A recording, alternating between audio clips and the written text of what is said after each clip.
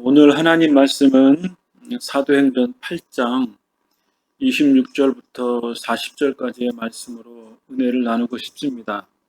오늘 본문의 말씀에는 빌립과 에디오피아 여왕의 재정을 맡은 사람, 간다게라고 하는 사람과 대화하는 내용이 담겨져 있고, 다음은 세례에 관한 내용의 말씀을 나누고 싶습니다. 26절의 말씀에 보면 주님의 천사가 빌립에게 나타나서 지금 가사로 내려가는 그 광야길이 있는데 거기에 간다게라는 사람이 마차를 타고 갈 거다. 그러한 말씀을 하고 있습니다. 이 간다게라고 하는 사람은 에디오피아 사람이었고, 그리고 여왕의 가장 신임을 받는 사람이었던 것 같습니다. 요즘 말로 말하는 재무장관 정도 되려나요? 아니면 그거보다 조금 낮은 사람일 수도 있는데, 어쨌든 이 간다게라고 하는 높은 관리가 예루살렘에 와서 예배를 드리고 이제 다시 에디오피아로 돌아가는 길이었던 거죠. 이 부분이 약간 좀 부연 설명이 좀 필요한데, 에디오피아는 남아프리카 대륙에 위치한 나라죠.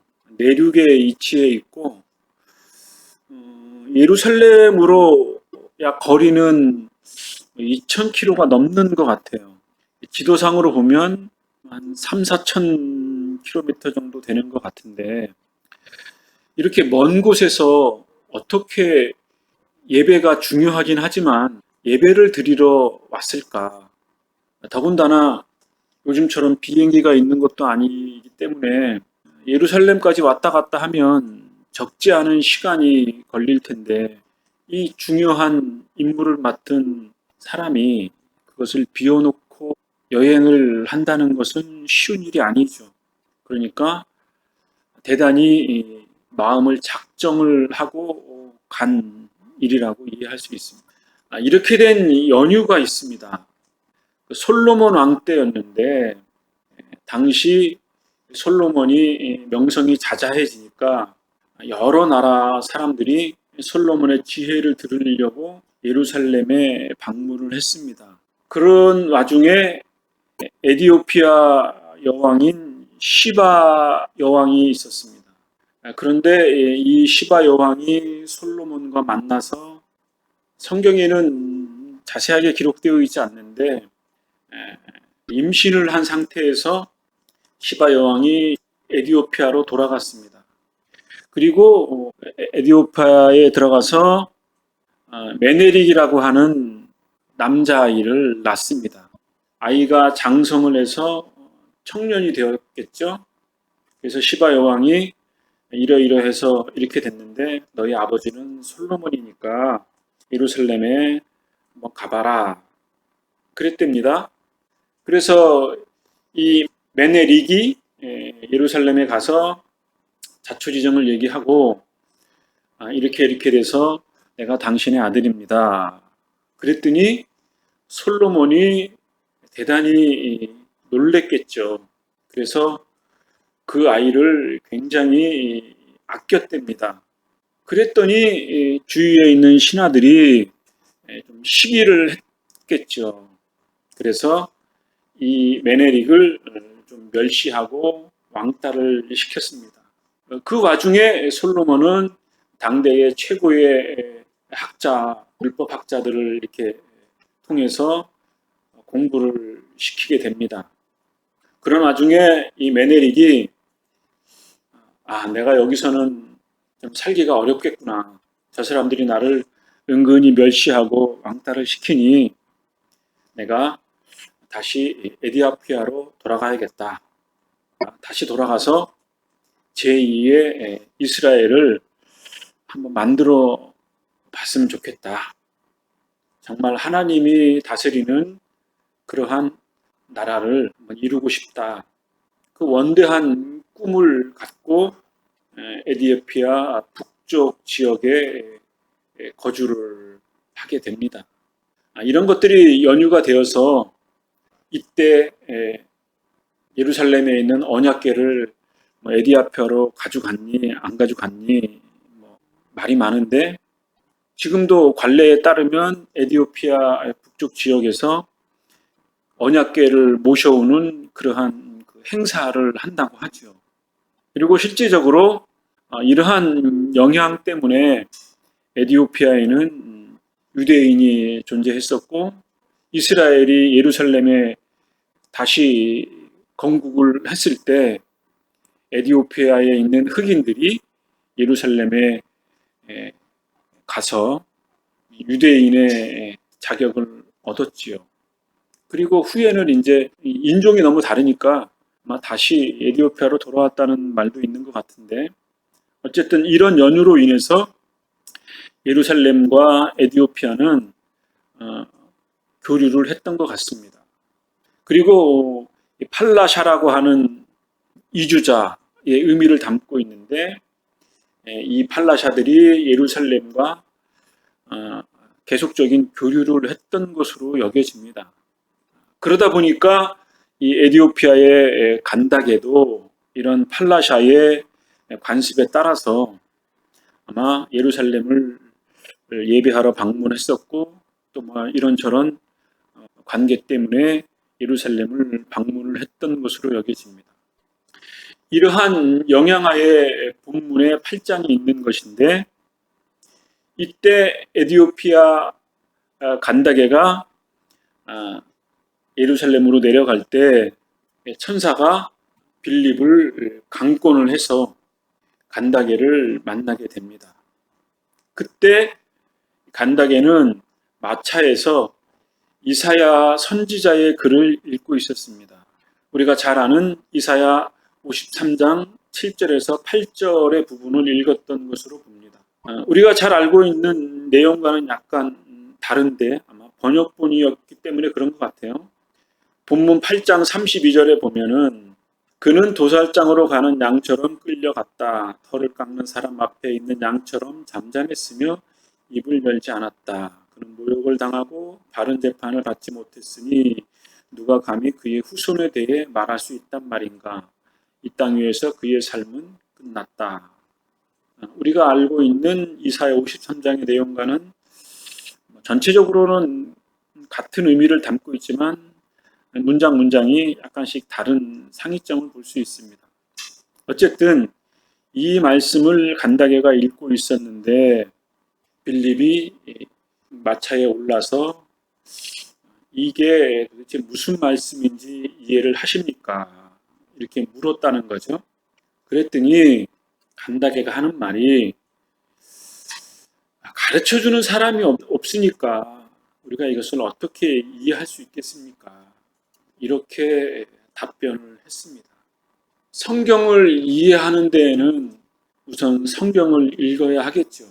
그 성경에 담겨 있는 문장의 뜻과 또 역사적인 이해와 또 그것을 쓴 사람의 상황과 또 그것을 읽고 있는 그 독자들과의 관계가 이렇게 잘 융합이 됐을 때 성경의 본문의 뜻을 잘 이해할 수 있겠죠.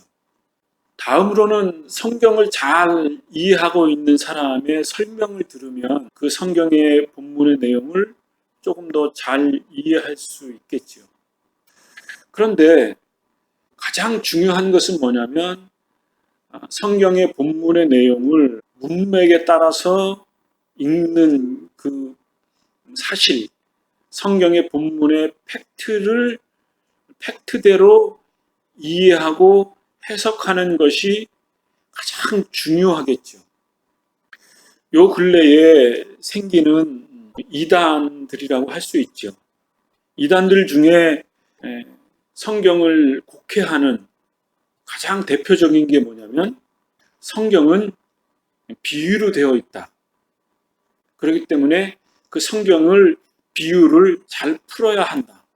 그렇게 주장해서 성경의 대부분의 것들을 이렇게 비유로 해석하고 그런 것들을 또 억지로 끼워 맞추다 보니까 성경의 역사적인 이해, 성경을 기록한 사람들의 당시의 배경, 그 다음에 그것을 읽는 독자들, 그 다음에 문장의 내용들, 그러한 기본적인 팩트를 잘 이해하지 못하고 모든 것을 다 비유로 하려고 하니 성경이 엉터리 해석이 되는 경우가 있는 거죠.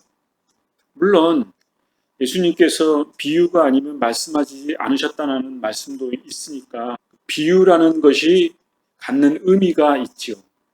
그런데 비유라고 하는 것은 진리를 명확하게 드러내기 위해서 비유를 사용하는 것이지, 비유를 통해서 모든 것을 다 설명하기 위해서 비유를 하는 것은 아니지 않습니까? 그러니까 예수님이 비유의 말씀을 하신 것은 하나님의 명확히 드러내기 위한 하나의 도구라고 이해하는 것이 온당하다고 여겨집니다. 어쨌든 이 간다게가 이사야 53장의 말씀을 읽고 이게 무슨 뜻인지 이해를 할 수가 없었습니다.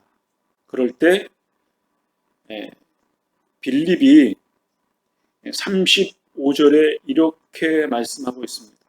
빌립이 입을 열어 이 성결 구절로부터 시작해서 그 사람에게 예수님에 관한 복음을 전했습니다. 이렇게 말씀하고 있습니다.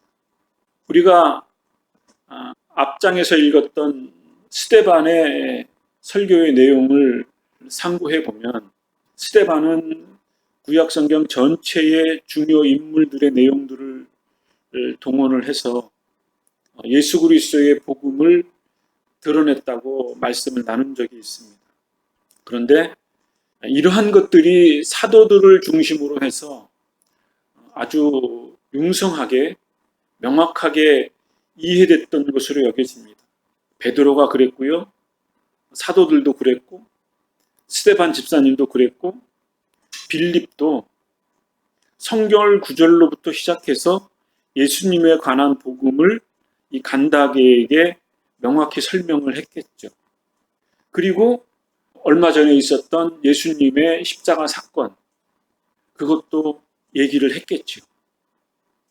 죽으신 사건뿐만 아니라 부활하신 사건, 빌립이 예수님의 부활하신 모습을 직접 목격했는지는 명확히 알 수 없지만 정황상으로 보면 봤을 확률이 많겠죠. 그래서 예수님을 정말 생생하게 이 간다게에게 간증을 했을 것으로 여겨집니다.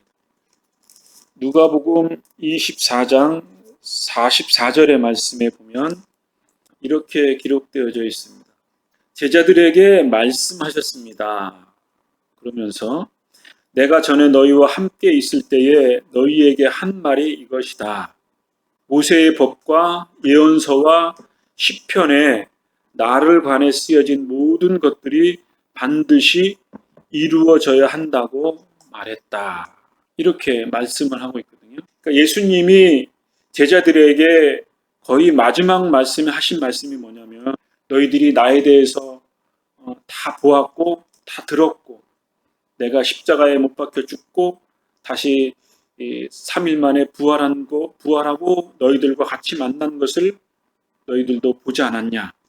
이러한 모든 것들이 이루어진 것이 우리들이 그렇게 읽고 읽었던 구약 성경의 말씀, 모세와 예언서와 시편의 선지자들이 하나님의 계시를 받아서 기록되어진 그 메시아에 대한 예언의 말씀이 곧 나를 통해서 이루어진 거다. 이렇게 예수님이 제자들에게 마지막으로 하신 그 말씀을 사도와 스데반 집사님과 빌립이 성결 구절로부터 시작해서, 그러니까 간다게가 읽었던 이사야 53장을 시작해서 모세의 율법, 선지자의 글, 시편의 글, 스데반이 인용했던 그런 말씀들을 잘 인용을 해서 간다게에게 설명을 함으로써 얼마 전에 있었던 십자가의 사건에 그 예수님이 그 위대하신 하나님의 메시아였고 우리의 죄를 용서해 주는 분이고 우리에게 생명을 주시는 분이셨다 라고 확증을 하니 간다게가 큰 감동을 받았겠죠. 성령이 그의 마음을 활짝 열어주셔서 이사야의 말씀뿐만 아니라 자기가 여태까지 읽었던 여행을 하면서 구약성경을 읽을 정도였으니까 창세기부터 구약성경의 모든 율법책을 얼마나 읽었겠습니까? 그랬을 때 빌립이 그것을 새로운 관점을 딱 주니까 자기가 가지고 있던 모든 구약의 지식들이 새롭게 재해석되는 그 놀라운 깨우침이 이 간다게에게 아주 폭포수처럼 광명의 빛과 같은 영광이 이 간다게에게 쫙 비쳤겠죠. 그랬을 때 이 간다게가 세례를 받고 싶은 그 열망이 생겼습니다. 그리고 마차를 세우고 물가에 내려가서 세례를 받겠다라고. 그러자 빌립이 간다게에게 아마 세례를 베풀었다고 기록하고 있습니다. 이러한 모습을 보면 정말 감동적이지 않을 수가 없습니다. 성경을 읽는 게 그래서 중요한 거죠. 맨 처음에는 성경을 읽을 때는 잘 이해가 안 가죠. 글자를 읽는 것 같고 전혀 생소하죠. 그런데 그것을 또 읽고 또 때로는 생각하고 그래서 우리의 마음 속에 이게 간직이 되면 어느 순간에 그것이 이렇게 활짝 깨달아지는 그런 은혜가 생길 수 있다라고 하는 거죠. 마치 빌립이 간다게에게 성경을 해석해 줄 때 간다게가 큰 깨달음을 얻었던 것처럼 우리들이 성경을 그래서 매일매일 영혼의 양식으로서 진리의 가르침으로써 우리가 읽는 것이 대단히 중요하겠다. 그런 생각을. 두 번째로는 이 간다게가 이제 빌립한테 세례를 받은 내용의 말씀이 담겨져 있는데 36절의 말씀에 보면 이렇게 말합니다. 물이 있는 곳에 이르렀을 때 내가 세례를 받는데 장애될 만한 것이 있습니까? 빌립에게 묻습니다. 그러니까 요즘의 관점에서 보면 좀 이상할 수 있죠. 요즘은 세례 받기 전에 교육을 받지 않습니까? 학습 세례라는 것도 있고 신앙 문답도 있고 주기도문이나 사도신경 같은 것도 점검을 하지 않습니까? 그런데 이 간다게는 물이 있는데 내가 세례를 받고 싶습니다. 장애될 만한 것이 있습니까? 이렇게 묻는다 이거죠. 그럴 때 빌립이 꺼리낌 없이 세례를 줍니다. 세례라고 하는 것은 우리의 마음을 씻는 것을 의미하죠. 마치 물을 통해서 손을 씻고 발을 씻는 것처럼 우리가 예수님을 믿겠습니다. 예수님이 나의 주님이십니다. 라는 그러한 믿음이 또 확신이 또 그 믿음대로 살겠습니다. 라는 의지가 있으면 누구든지 세례를 받는 것이 기본이죠. 그래서 세례를 누구나 받았습니다. 간다게가 그러했습니다. 그리고 세례라 하는 것은 우리의 죄를 자백하는 것이고 우리가 그 죄대로 살지 않겠다라는 의지의 표현인 거죠. 세례 요한의 말씀을 빌리면 회개의 세례라는 말이 떠오르게 되는 거죠. 회개의 세례를 통해서 우리가 새로운 삶을 살겠습니다. 새로운 믿음의 삶을 살겠습니다. 내가 세상 속에 살았던 것을 떨쳐버리고 하나님의 나라를 사모하면서 살겠습니다. 라는 그런 의지의 표현이 세례인 거죠. 그런데 요즘은 왜 이렇게 세례 받는 것이 복잡해졌느냐? 역사적 과정을 살펴보면 세례를 받아놓고 그 의미를 잘 이해하지 못하거나 또는 세례를 받았는데 세속에 휩싸여서 전혀 이방인처럼 살아가거나 예수님이 기뻐하시지 않는 삶을 살아가는 그런 방종된 삶을 살 수 있겠죠. 그러다 보니까 이래서는 좀 곤란하다. 그래서 종교개혁 시대 때에는 세례를 받게 되면 사도신경이나 주기도문이나 또 신앙의 전반적인 내용에 대해서 이렇게 점검하는 음, 교육을 하게 된 것입니다. 이러한 종교개혁 시대의 유산에 따라서 지금 우리 한국 교회에도 새로운 교인이 들어오면 처음에는 예배에 참석하게 되고 또 일정 기간이 지나면 학습 세례도 하게 되고 또 교육도 받게 되고 세례 전에 이런저런 내용들을 잘 점검을 해서 정말 내가 예수님을 믿고 일평생 따르겠습니다 라는 확답을 받은 후에 세례를 받게 되는 거죠. 어떤 분들은 이러한 것들이 너무 형식적이고 가식적이고 새로운 것을 창출해내는 것이라고 격화시키는 경향이 있는데 이런 것은 기독교의 좋은 신앙을 형성하고 또 그것을 우리의 후대에게 전달하기 위해서는 반드시 필요한 내용이 아닌가 싶습니다. 그래서 우리가 바른 신앙, 좋은 신앙, 회개의 마음을 세례의 의식이라는 그러한 우리의 신앙의 표현을 통해서 내가 예수님을 더 온전히 따르겠습니다 라고 하는 세례라면 매우 중요한 의미를 담고 있다고 이해할 수 있겠습니다. 또 세례 요한이 물 세례를 하면서 나는 너희에게 물로 세례를 주지만 내 뒤에 오시는 그 예수님은 너희에게 불로 세례를 줄 것이다. 이러한 말씀을 하는데 사도행전 서두에도 말씀을 드린 바처럼 성령이 임하면 너희가 성령의 충만함을 받을 것이다. 성령의 인도함을 받을 것이다. 그런 의미를 불세례라고 표현할 수 있겠죠. 그러니까 물세례라고 하는 것은 세레모니적인 형식적인 내가 교인들 앞에서 내가 예수님을 믿겠습니다 라고 하는 공적인 의사표현인 것이고 그 다음에 성령의 세례라고 하는 것은 우리가 이 세상을 살아가는 데 있어서 내 능력이 아닌 성삼위 하나님의 성령의 능력을 힘입어서 내가 이 세상을 살아가고 그리고 성령의 능력으로 그리스도의 복음을 증거하는 삶을 살겠습니다. 하나님의 백성으로서의 삶을 온전히 살겠습니다. 라고 하는 그러한 의미를 세례가 담고 있습니다.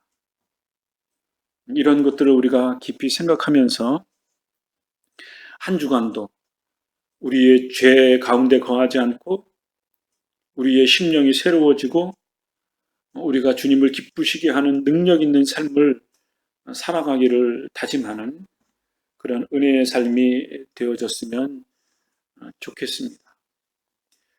유튜브 왼쪽에 보면 누가복음이라고 하는 부분이 있는데 거기에 누가복음 3장에 세례에 대한 말씀이 유튜브에 있습니다.